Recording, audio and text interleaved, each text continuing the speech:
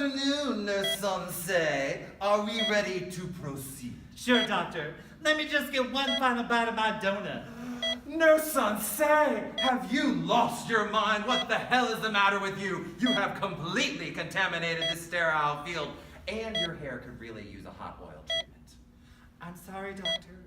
We have just been going back to back with these cosmetic procedures all day, and I'm starved! I simply had to eat something before we started with this next boob job. Boob job?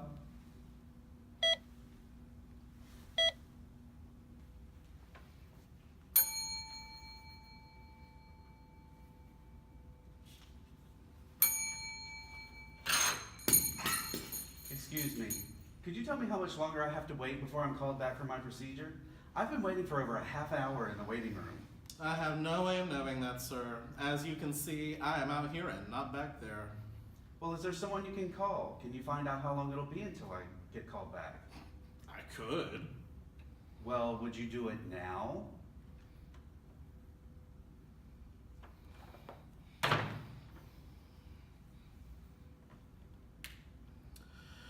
Hey, I have a patient who is interrupting my extremely busy schedule. Can you tell me how much longer he will be out here annoying me?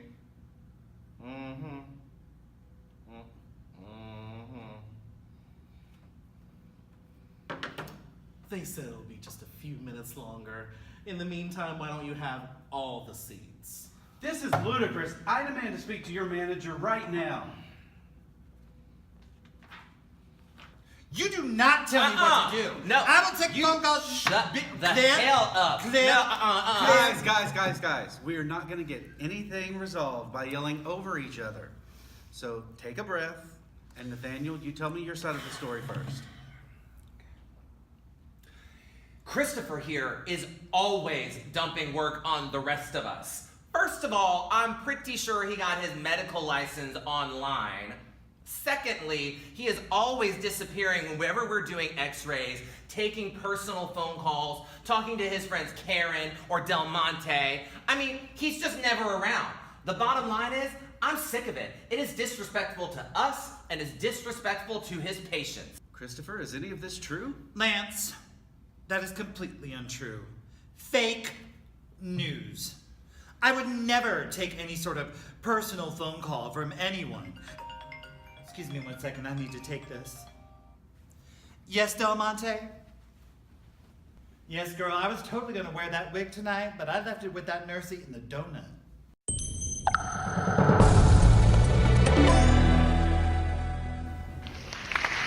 Thank you. Thank you, everybody. Thank you so much for being here today. What did you guys think of the videos? Pretty funny, huh? Has anybody here ever been faced with a similar circumstance to what we just saw? I'm sure probably not to that exaggeration. But we do all have to deal with conflict as healthcare professionals. Have you ever faced conflict and felt unprepared to handle it? If you raised your hand, this presentation today is for you. My name is Shane Arrington, and I am a senior at Emory University in the Radiology Administration program. And I'm here today to share with you my research and insight into how best to communicate effectively during conflict resolution. There are 3 keys to conflict resolution that I will discuss in this presentation. They are identifying the sources of conflict, effective conflict management training for healthcare managers, and resolving conflict through communication. Conflict results in negative consequences within the healthcare setting, including dysfunctional teamwork, increased employee turnover, and decreased patient satisfaction. Proper training in conflict resolution can result in better teamwork, increased productivity, and improved patient and employee satisfaction scores. The number of hours spent on conflict in the United States on average is 2.8 hours a week at a cost of nearly $360 billion annually. Although conflict cannot be avoided, as we all know, it can be managed. Workplace conflicts not only present significant financial implications to a healthcare organization, but it creates an unsafe environment for patient care. Patients and family members interacting with distressed employees can also feel those negative effects. Unresolved conflict can lead to employee absenteeism, disability claims, and potential litigation costs that can arise from legal actions taken against a healthcare organization or a manager from those involved in unresolved conflict. The tendency to avoid conflict resolution is often a natural human inclination that we have. But it is one that we must overcome, especially as managers, as conflict should be handled swiftly and properly by all healthcare managers. Before we can best understand how to resolve conflict, we must identify the major sources of conflict. There are 5 sources of conflict, and they are communication, emotions, values, structure, and history. Communication is the number 1 reason for conflict. Lack of communication, miscommunication, communication failures, or breakdowns all contribute to sparking conflict. These communication failures include language barriers, misread verbal communication cues, and improper sending and receiving of messages. Emotions, such as anger, frustration, stress, jealousy, all work to intensify conflict. When our emotions are running high, conflicts more readily arise. Values relate to the moral or ethical beliefs that guide our decisions. We all have a different set of moral and ethical standards that guide our conduct. Differences in those values can lead to conflictual situations. Structure involves our physical environment, such as working conditions, resources, and external elements that can actually frame a conflict. Healthcare environments are often stressful, as healthcare workers frequently face demanding physicians, temperamental coworkers, disgruntled patients, and overextended hours with inadequate manpower. Lastly, history. What is history? History refers to the background of the individuals involved in the conflict, almost like a hierarchy, such as a physician versus a nurse, or a nurse versus a nurse's aide, or a technologist versus a patient transporter.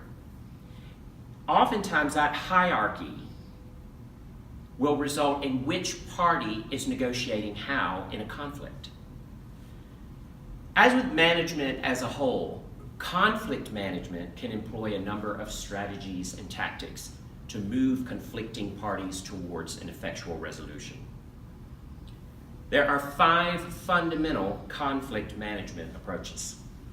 They are competition, avoidance, compromise, accommodation, and collaboration. Competition involves using all available power or influence to pursue one's own position or concern in the conflict at the expense of the other party or parties involved. This style is assertive and uncooperative, but it is sometimes appropriate to use this style if one is standing up for his or her own rights, if one is defending a position they passionately believe in is correct, or the other party refuses to take any other approach to the conflict. Avoidance occurs when one party refuses to address the concerns of the other party involved in the conflict. Avoidance can often involve the manager who is not a participant in the conflict, but is tasked with resolving it. Often, avoidance is the result of taking a neutral stance to the conflict, or simply hoping it will just resolve itself on its own. Avoidance is unassertive and uncooperative, and it often results when a manager is unsure of how to resolve the conflict. Occasionally, managers will use avoidance to allow a cool down period between the parties before proceeding with conflict resolution. But repeated avoidance tactics are very negative, and they can result in low self-esteem and an overall loss of confidence and lack of respect that managers have with their teams. Compromise is an effective method for resolving conflict, in that it seeks to find a partial means of satisfaction for all parties involved. Concessions between parties are often exchanged, or they may agree to find a middle ground which they can agree upon. Compromise can often solve conflicts quickly, but they can also result in a reprise of conflict later as parties begin to lose the middle ground they agree upon. Accommodation is essentially yielding to the point of view of the other party involved to avoid further conflict or greater conflict. Accommodation is often seen as like selfless charity, or as an attempt maybe to be a peacemaker. Accommodation is useful for achieving short-term goals and can be effective when deadlines need to be met. It is unassertive, yet it is a cooperative style of conflict resolution, although it often breeds resentment and it destroys creativity.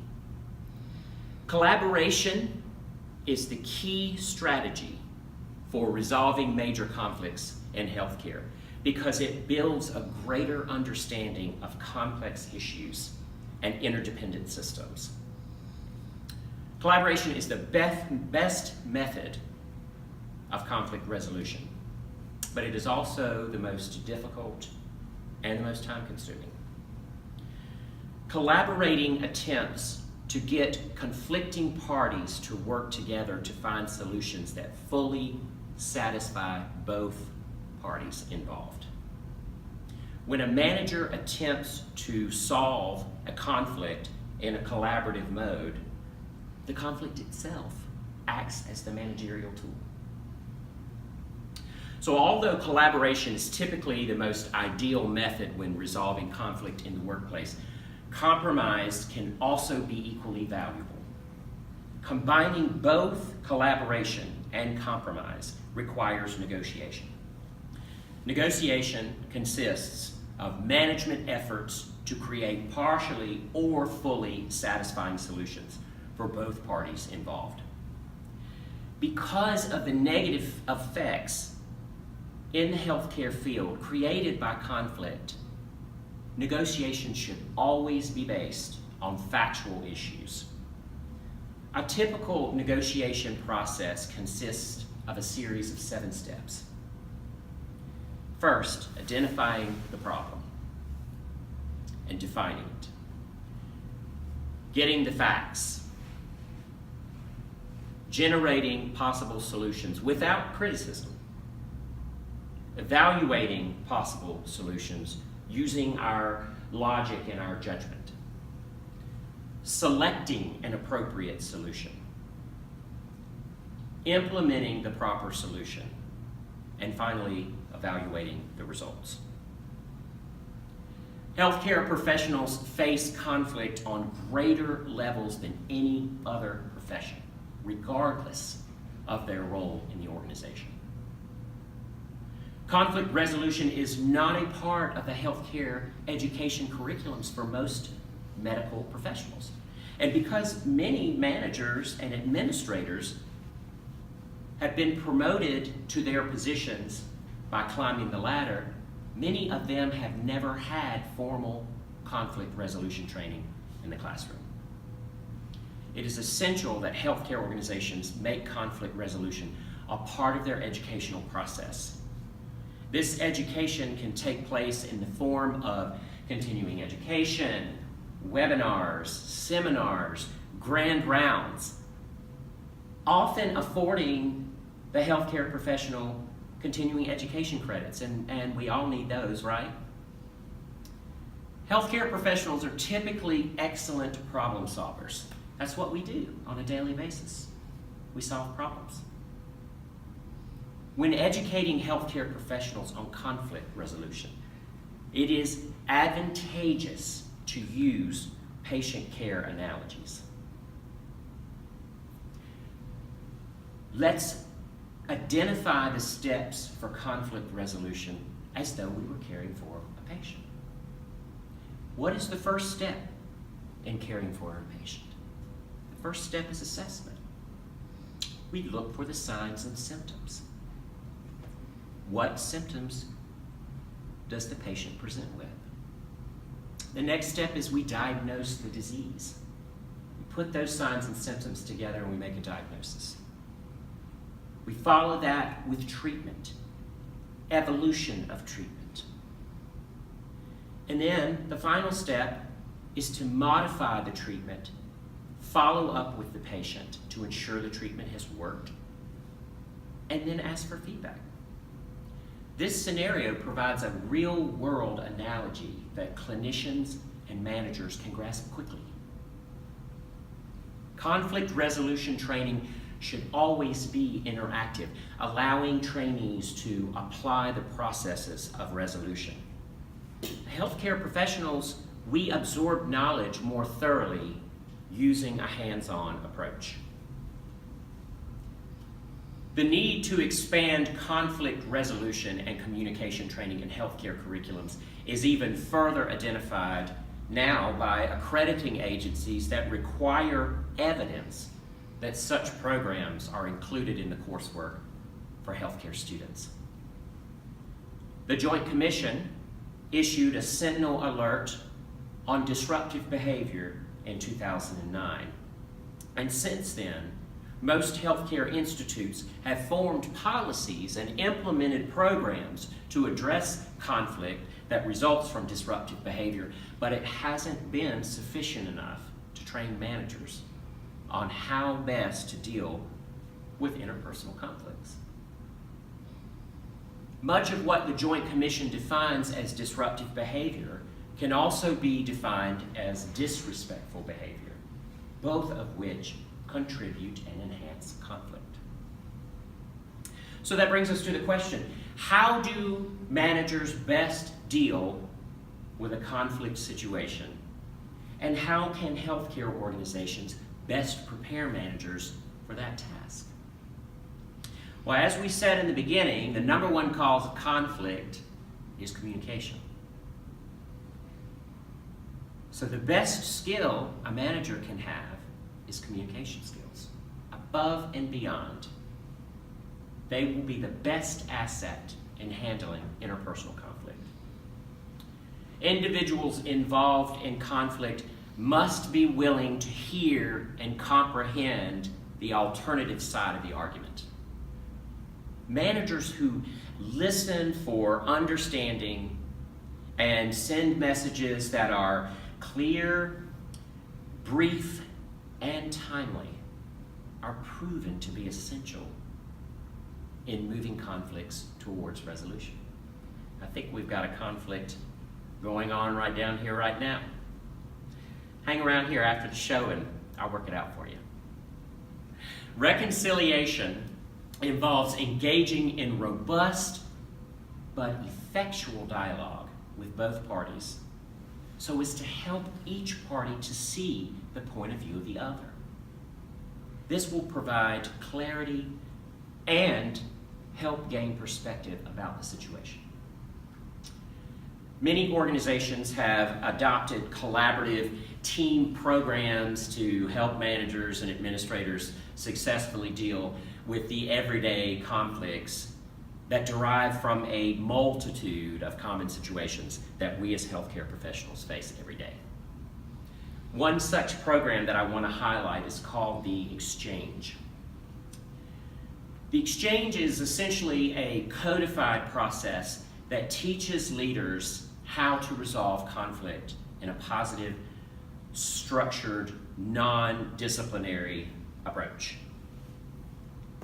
Managers learn a common language or a common verbiage that will enable them to safely engage staff members in all elements of conflict. In stage 1, this is a 4-stage program, keep in mind. In stage 1, the manager meets with each party to assess the nature of the conflict and also to get a determination about the emotional impact that each person is feeling. Stage 2 involves the manager preparing a strategy for moving towards a joint resolution, including an opening dialogue that has a positive, humanizing tone. In the 3rd stage, the manager steers the parties through the conflict, having each party express the emotional impact of the conflict. And finally, in stage 4, we focus on joint problem solving. I'm sure a joint could probably help solve the problem, right? The manager leverages gains in stage 3, including empathy, mutual understanding, and commonality, and also respect, and uses these to move the process to a joint conclusion. Conflict competence. What is conflict competence? Well, for starters, it's a hard word to say. It's a tongue twister. But it is the ability to appropriately manage a difficult conversation or interaction. Managers can develop and use cognitive, emotional, and behavioral skills to de-escalate confrontational situations, and also to provide a positive outcome from the conflict.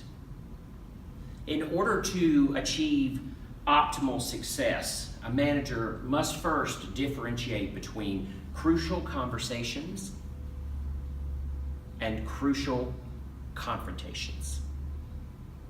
Crucial conversations are defined as high-stakes discussions between 2 or more parties where opinions and emotions are running very strong. Crucial confrontations are actually face-to-face conversations in which someone is held accountable. These can escalate into violent situations. A manager must be able to determine between the two to know how best to solve conflict. Here's a helpful acronym to follow when communicating effectively during a conflict. It's VALUED. First, validate the reasons for the conflict. Next, ask open-ended questions from both parties. Listen objectively, paying special attention to assumptions. Uncover common interests. Look for common ground between the parties, something that will bring a level of commonality. E, explore options for a solution. Discuss and express ideas that lead to a resolution.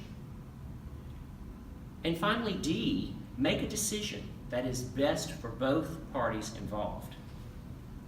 As managers, we must make our employees feel valued. By communicating effectively through conflict, your employees will feel valued. I want to conclude this presentation by reviewing what we've learned today. We know healthcare managers face recurrent conflicts with grumpy physicians, I keep going back to that, feuding employees, disgruntled patients, and overworked staff. We know that conflict is more commonplace in the healthcare environment than any other profession. We know that many healthcare managers spend a considerable amount of time resolving workplace conflict, time that could be dedicated to other more important things. We know that the negative consequences of conflict can include poor team performance, decreased patient satisfaction, and increased staff turnover. Healthcare managers must be educated on how to properly and effectively resolve workplace conflict. Being able to do that includes identifying the major sources of conflict through development of conflict management skills for managers and administrators. Healthcare organizations can raise the level of dialogue from survival of the fittest to that of collaboration and synergy. Lastly, healthcare managers must employ superior communication skills when resolving conflict. These steps will minimize the negative consequences related to frequent workplace conflict.